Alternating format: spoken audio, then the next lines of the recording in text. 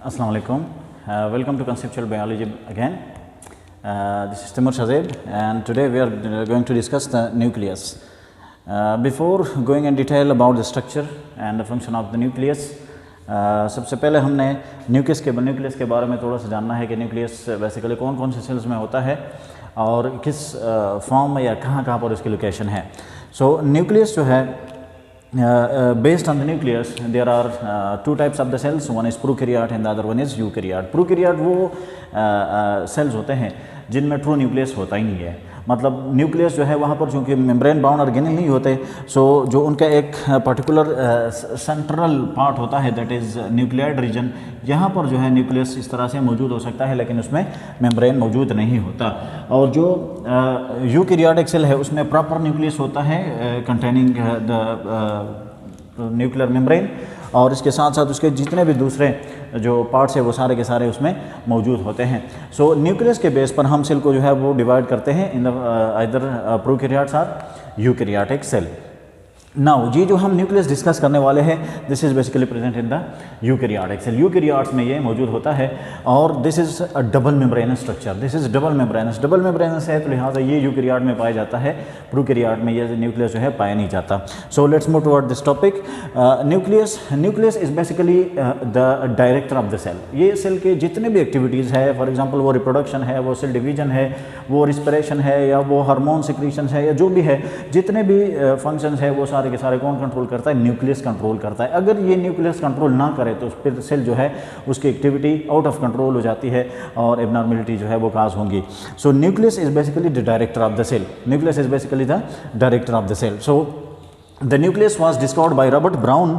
ये Robert Brown ने discover किया था इन ऑर्किड सेल. जो ऑर्किड प्लांट्स होते हैं उनमें ये उन्होंने डिस्कवर किया था. So it was discovered by the Robert Brown. और ये क्या है? This is slightly darker region in the cytoplasm contain genetic material. ये साइटोप्लाज्म में होता है. क्या होता है? ये सबसे मेजर जो प्रोमिनेंट ऑर्गेनेल है which is present in the cytoplasm, और ये स्लाइटली डार्कर इन कलर होता है and it contain different material, but the most important one is the genetic material in the form of the DNA. और सम organism में ये RNA वगैरह जो है इसमें ये जेनेटिक मटेरियल का काम करता है, लेकिन इसमें जेनेटिक मटेरियल जो है वो मौजूद होता है. अब इसके पोजीशन की बात करते हैं कि न्यूक्लियस सेल में कहाँ पर मौजूद होता है. देखिए जो प्लांट सेल्स होता है, प्लांट सेल में for example this is the plant cell. तो प्लांट सेल में न्यूक्लियस जो है वो नॉर्मली चूँकि जो मैच्योर प्लांट सेल होता है उसमें एक लार्ज सेंट्रल वैक्यूल होता है. जो लार्ज सेंट्रल वैक्यूल की वजह से ये जो न्यूक्लियस है ये साइड पुश हुआ, ये जो साइड्स होते हैं साइड पे पुश हुआ होता है.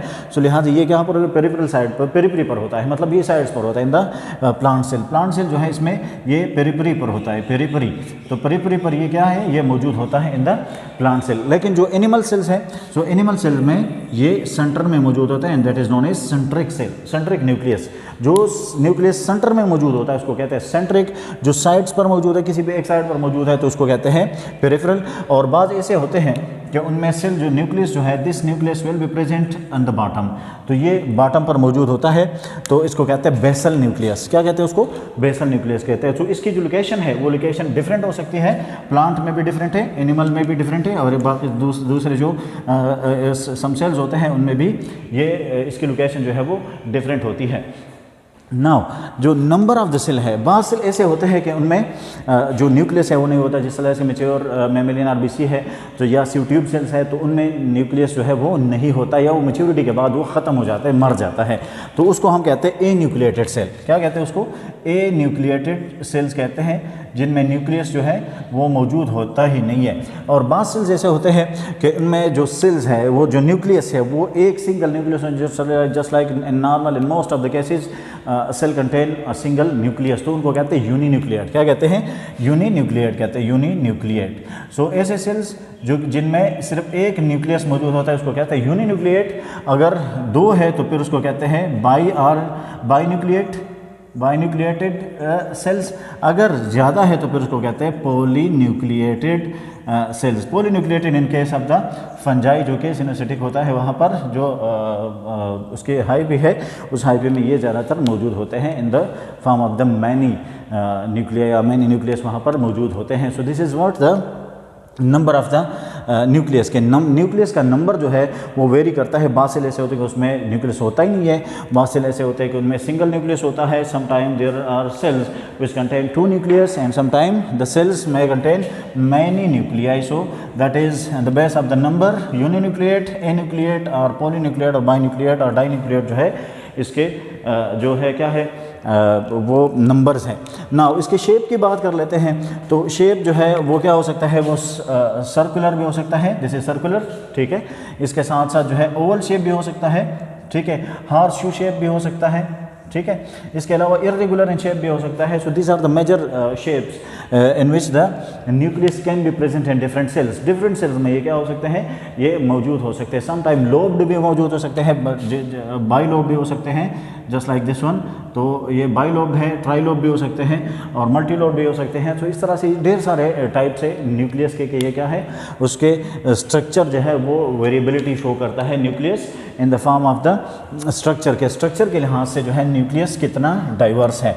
So this is a little bit about the description about the nucleus, कि उसका स्ट्रक्चर क्या है, उसका नंबर क्या है और ये कहाँ कहाँ पर मौजूद होता है। अब जो सबसे इम्पॉर्टेंट पार्ट है इस चैप्टर, इस लेक्चर का, that is the structure of the nucleus, के स्ट्रक्चर ऑफ द न्यूक्लियस क्या है। लेकिन इससे पहले अगर हम इसके स्ट्रक्चर, जो न्यूक्लियस है उसके मेन पार्ट्स को अगर हम स्टडी कर लेते हैं, तो उसमें से सबसे पहले जो है वो न्यूक्लियर मेम्ब्रेन है। The first one is nuclear membrane, ठीक है। Second one is nuclear pores.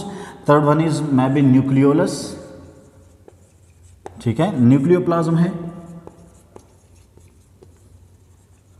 And last one is chromosome, जो कि पाए जाते हैं in the form of the chromatin network in the nucleus. So now the nuclear membrane is double membranous. This is what? Double membranous. ये तो बात हमें clear करनी चाहिए कि दिस इज डबल मेम्ब्रेनस। इसको कैरियोथीका भी कहते हैं, कैरियोथीका। कैरियो का मतलब होता है nucleus, theca mean the covering. So इसको कैरियोथीका भी कहते हैं। एक इनर कैरियोथीका है, एक आउटर कैरियोथीका होता है। एक्टो कैरियोथीका एंड इंडो कैरियोथीका इसको कहते हैं। So this is double membranous, this is the double membranous. ये जो ब्लैक कलर है, this one is the double membranous structure of the nuclear membrane. ये न्यूक्लियर मेम्ब्रेन जो है, ये न्यूक्लियर रीजन को क्या कर रहता है, उसको सराउंड कर रहा होता है और उसके मटेरियल को जो है रेंडमली इन और आउटसाइड के मूवमेंट से क्या कर लेता है, उसको रोक देता है। So this is double membranous structure. Lipid bilayer का है, यूनिट मेम्ब्रेन है, आपको पता है प्लाज्मा मेम्ब्रेन के बारे में बिल्कुल एक्जैक्टली वही स्ट्रक्चर होता है। और ये क्या है, डबल मेम्ब्रेनस है। इसके बीच में से ये होता है इनर मेम्ब्रेन स्पेस और peri membrane space, inter membrane space, चले कहते हैं इंटर मेम्ब्रेन स्पेस कहते हैं इनको, ठीक है। इस जो रीजन है इसको कहते हैं इंटर मेम्ब्रेन स्पेस। अच्छा जी, the most important aspect of this nuclear membrane is that it is sometime continuous and some parts it will be continuous with the endoplasmic reticulum. ये endoplasmic reticulum के साथ continuous होता है, मतलब endoplasmic reticulum इसके साथ अटैच होता है, यहाँ से endoplasmic reticulum जो है वो बनता है। and that endoplasmic reticulum if contain the ribosome that it will be involved in the protein synthesis. ये क्या है, प्रोटीन सिंथेसिस में ये क्या है, इन्वॉल्व होता है, ठीक है। सो this is the endoplasmic reticulum which is continuous with the the nuclear membrane and it involves sometime in the formation of the or synthesis of the protein. और इसके साथ यहाँ पर ये जो रेड कलर है, these are basically what the ribosomes. So ribosome तो normally वैसे भी involved होते हैं in the protein synthesis. So nuclear membrane can be involved in the protein synthesis, ठीक है। Now ये न्यूक्लियर मेम्ब्रेन जो है, ये न्यूक्लियर मेम्ब्रेन थ्रू आउट जो है कंटिन्यूस नहीं होता, इसमें जगह जगह पर पोर्स हैं, जगह जगह पर क्या है, पोर्स है। And that pores are known as basically nuclear pores. और ये न्यूक्लियर पोर्स जो है ये 1000 से लेकर 10,000 पर सेल जो है ये हो सकते हैं डिपेंडिंग अपॉन द सेल। और इसका साइज जो है वो अबाउट 800 एंगस्ट्रॉम होता है। ये क्या है, यहाँ पर मौजूद होता है। ये एग्जैक्टली एक डायरेक्ट पोर नहीं होता, एक चैनल्स होते हैं, वो बने हुए होते हैं, वो हम ड्रा नहीं कर रहे, लेकिन ये चैनल्स होते हैं, रास्ते होते हैं और उनके थ्रू जो है मटेरियल वो अंदर और बाहर जो है चले जाते आते जाते हैं, ठीक है। So this is the nuclear membrane. और न्यूक्लियर मेम्ब्रेन के अंदर पोर्स होते हैं जिनको कहते हैं न्यूक्लियर पोर्स, और ये एक्सचेंज का काम करते हैं, exchange of material of the between the nucleoplasm and the cytoplasm, and this is octagonal in shape. ये क्या होते हैं? octagonal in shape होते हैं. So these are the nuclear pores. The next part is nucleolus. Next part is nucleolus or nucleoli. जब single है तो nucleolus, plural है तो nucleoli. Sometimes cell may contain one nucleolus or many two or many nucleoli. So ये nucleolus है, darker stained color, ये darker color होता है, dark in color होता है. ठीक है, जब हम इसको देखते हैं न्यूक्लियस को तो वहाँ पर एक रीजन जो है हमें दिखाई देता है जिसको कहते हैं न्यूक्लियोलस, और ये पेरिफेरी पर क्या होता है? पेरिफेरी पर ऐसे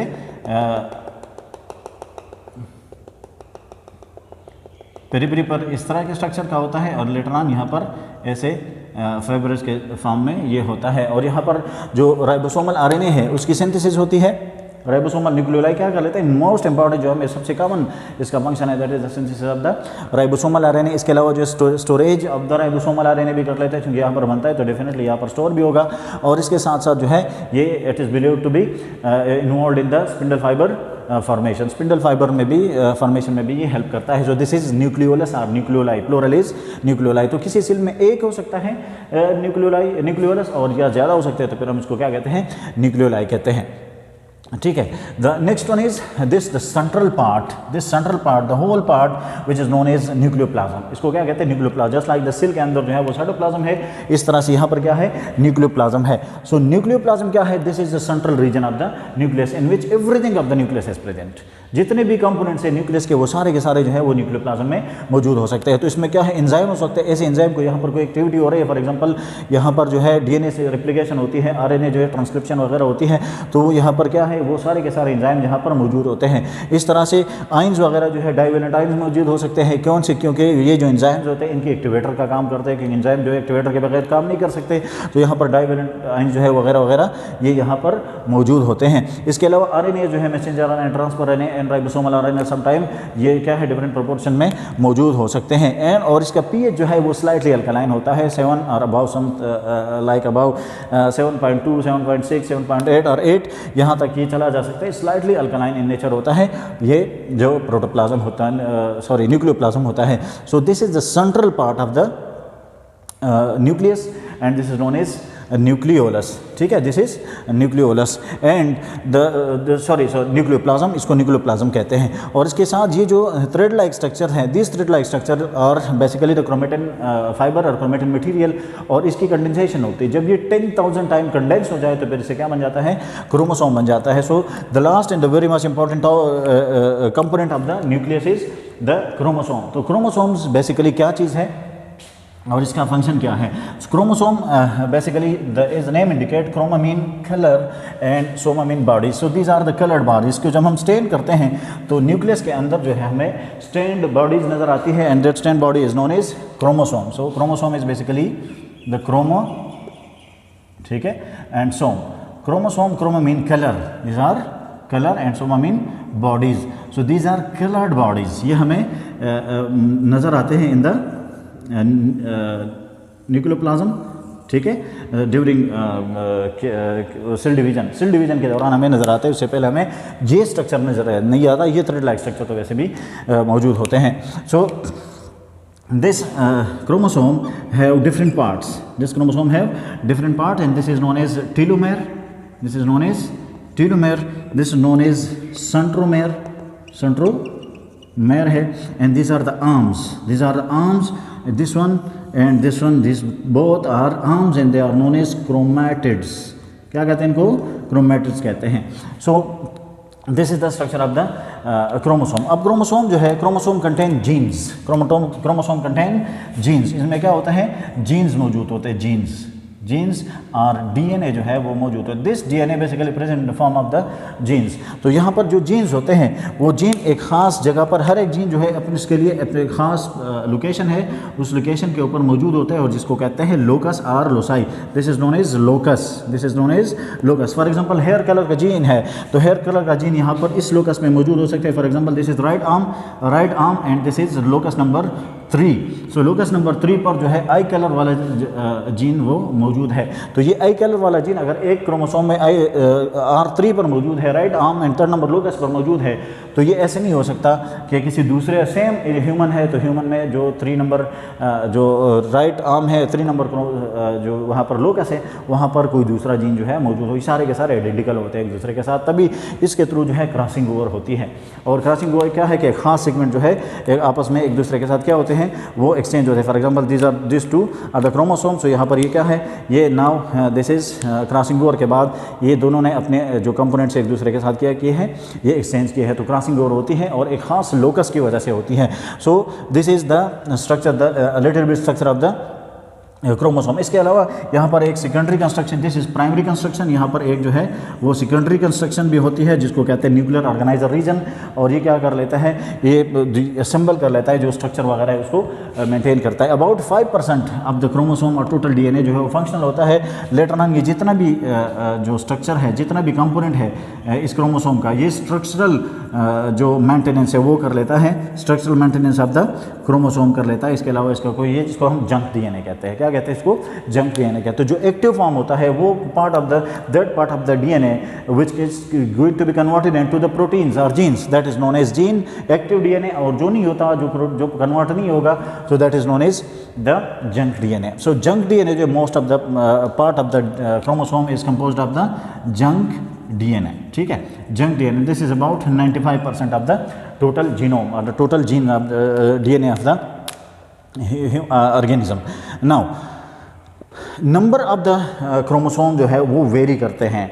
ये अगर सिंगल सेट है तो फिर उसको हम, अगर क्रोमोसोम जो है सिंगल फॉर्म में हो, एक है या एक क्रोमोसोम है या उसको उसमें पेयर फॉर्म में वो नहीं है, तो फिर हम उसको क्या कहते हैं, हेप्लॉइड कहते हैं। अगर वो 2n नंबर है, मतलब डबल सेट के फॉर्म में है, जस्ट लाइक 23 और 23 पेयर्स है, ठीक है, तो 23 और 23 मिलकर 46 बनाते हैं। तो this 46 is now diploid, this 46 is now diploid. लेकिन अगर हम 23 ले लेते हैं, दिस इज 23 और दिस इज 23, तो ये मिलकर क्या बनाते हैं, ये डिप्लॉयड 2n बनाते हैं।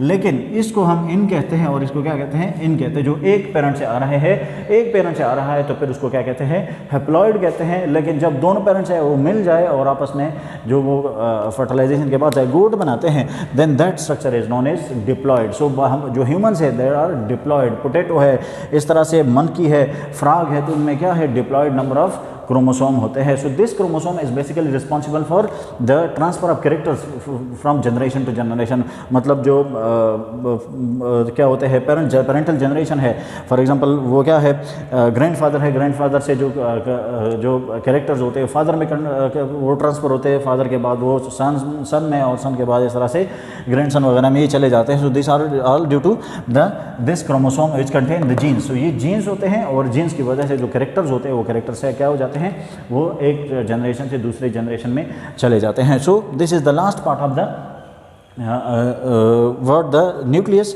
जो कि कंडेंस हो जाता है। आफ्टर कंडेंसेशन ये स्ट्रक्चर बन जाता है, और इसको कहते हैं chromosome. This is a little bit about the chromosome. Detail structure हमने बाद में के पढ़ेंगे, लेकिन जो न्यूक्लियस के अंदर है, जो अकॉर्डिंग टू द बुक है या अकॉर्डिंग टू द एग्जाम आपके लिए आ सकता है, that is this little bit information about the chromosome. So you have to remember, इंशाल्लाह there will be no problem regarding your attempt of the competitive exams. So every topic is quite interesting if you take some a little bit interest. So these topics are very easy, और panic नहीं होना है इंशाल्लाह। जो जितने भी question आ सकते हैं वो सारे के सारे इसी तरह से जो क्वेश्चन होता है इसी तरह के टॉपिक्स है उससे आ सकते हैं।